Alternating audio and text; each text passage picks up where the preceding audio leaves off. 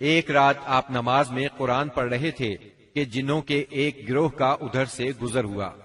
انہوں نے قرآن سنا تو ایمان لے آئے، اپنی قوم میں جا کر تبلیغ شروع کر دی، اور اللہ نے اپنے نبی کو یہ خوشخبری سنائی کہ انسان اگرچہ آپ کی دعوت کو قبول نہیں کر رہے، مگر بہت سے جن اس کے گرویدہ ہو گئے ہیں اور اس دعوت کو اپنی جنس میں پھیلا رہے ہیں۔ اس واقعے کی تفصیل سورہ احقاف کی آیات 29 تا 31 میں درج ہے۔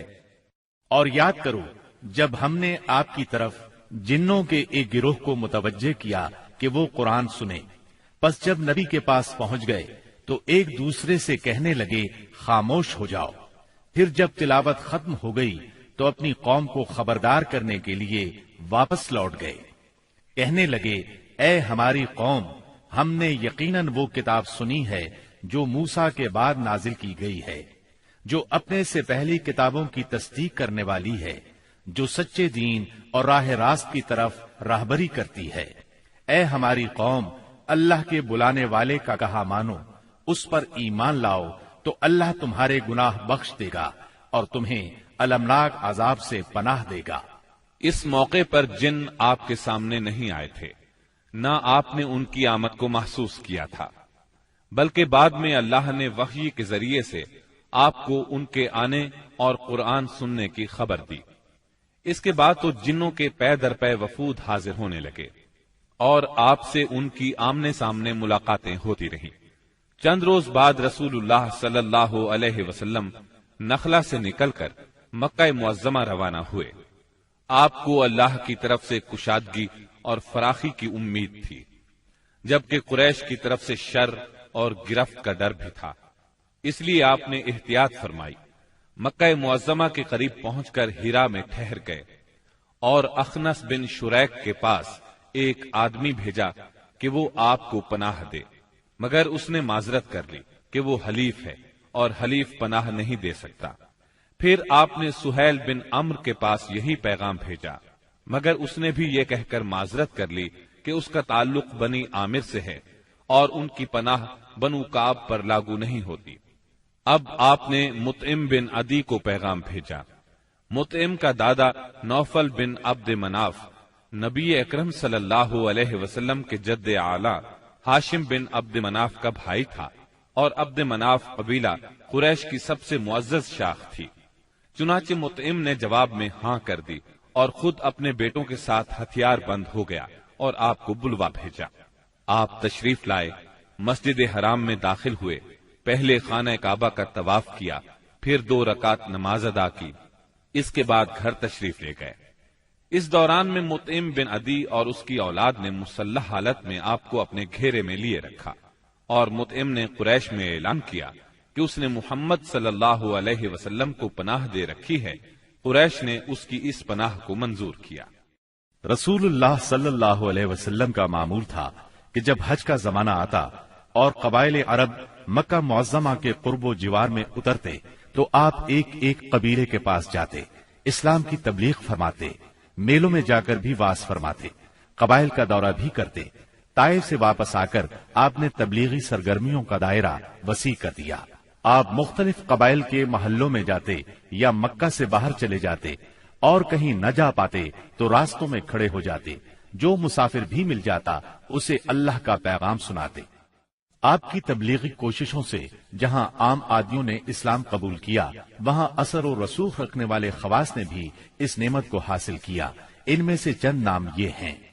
سوید بن صامت رضی اللہ عنہ، یہ انصار مدینہ کے قبیلہ خزرج سے تعلق رکھتے تھے، شاعری اور جنگ میں نمایاں تھے، امثال لقمان کے حافظ تھے، یعنی سابقہ آسمانی صحیفے کے حافظ تھے۔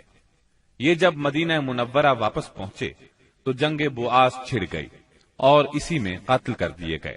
یہ مدینے کے پہلے نوجوان تھے جو آپ کی دعوت سے متاثر ہوئے۔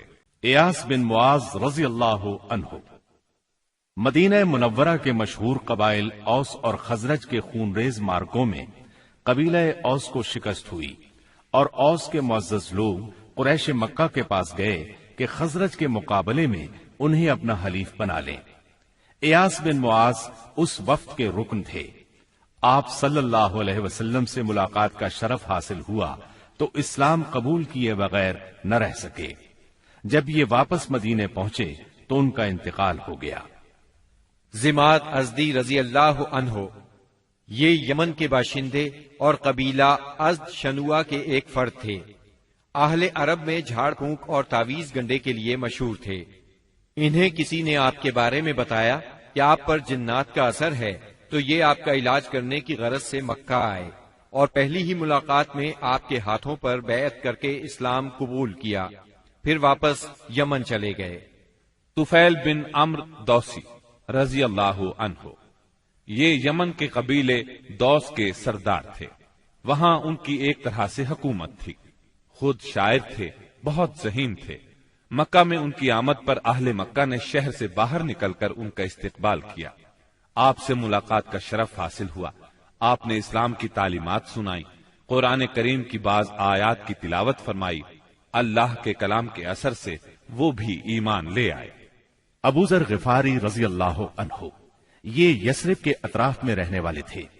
رسول اللہ صلی اللہ علیہ وسلم سے ملنے کی خواہش میں پیدل چل کر مکہ معظمہ پہنچے۔ سیدنا علی رضی اللہ عنہ کے ساتھ آپ کی خدمت میں پہنچے۔ آپ نے انہیں اسلام کی تلقین کی۔ ابو ذر اسی وقت مسلمان ہو گئے۔ آپ نے ان سے فرمایا، ابو ذر ابھی اس بات کو پوشیدہ رکھو اور اپنے علاقے میں واپس چلے جاؤ۔ جب تمہیں ہمارے ظہور کی خبر مل جائے تو موقع دیکھ کر آ جانا۔ سیدنا ابو ذر غفاری رضی اللہ عنہ نے عرض کیا، پہلے تو اس خیال سے اپنے مکہ آنے کا مقصد چھپایا تھا کہ کہیں دشمنوں کے ہاتھ نہ لگ جاؤں اور سیدھا آپ کی خدمت میں نہ پہنچ سکوں۔ اب کیا ڈر ہے، میں تو اب کفار کے درمیان اسلام کا اعلان کر کے ہی وطن جاؤں گا۔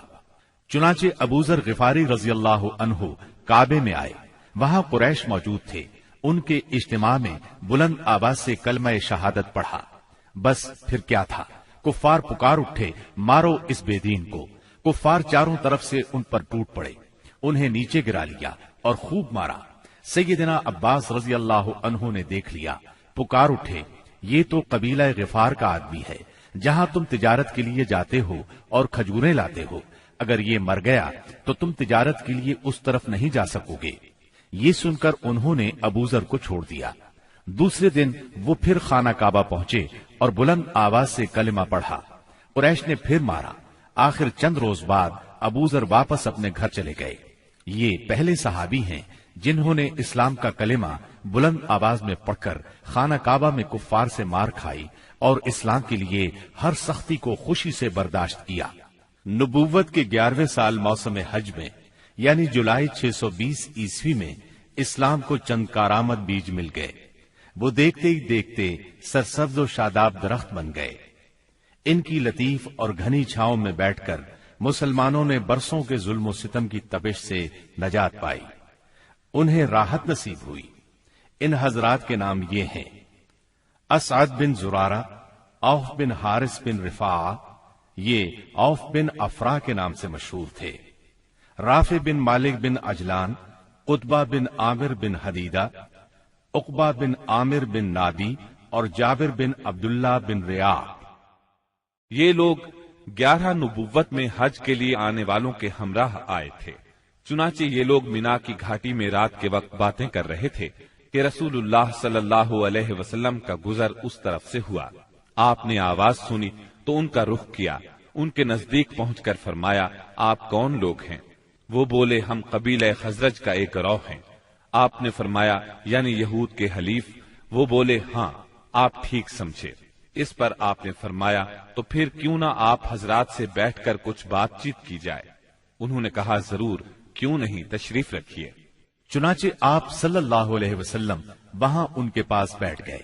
آپ نے ان پر اسلام کی حقیقت واضح کی، قرآن کی تلاوت کی اور اللہ عز و جل کی طرف دعوت دی۔ اس پر انہوں نے ایک دوسرے سے حیران ہو کر کہا، دیکھو، یہ تو وہی نبی معلوم ہوتے ہیں جن کے حوالے سے یہود تمہیں دھمکیاں دیا کرتے ہیں، کہیں وہ اسلام لانے میں پہل نہ کر جائیں۔ چنانچہ ان حضرات نے فوراً ہی اسلام قبول کر لیا۔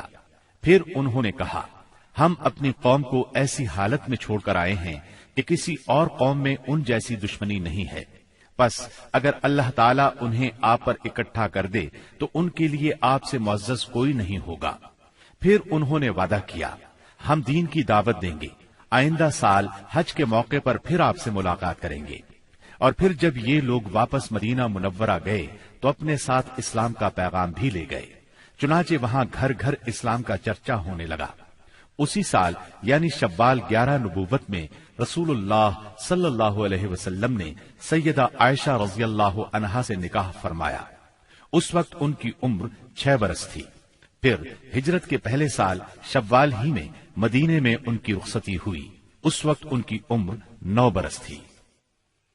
نبوت کے 12ویں سال اللہ تعالیٰ نے رسول اللہ صلی اللہ علیہ وسلم کو معراج کرائی۔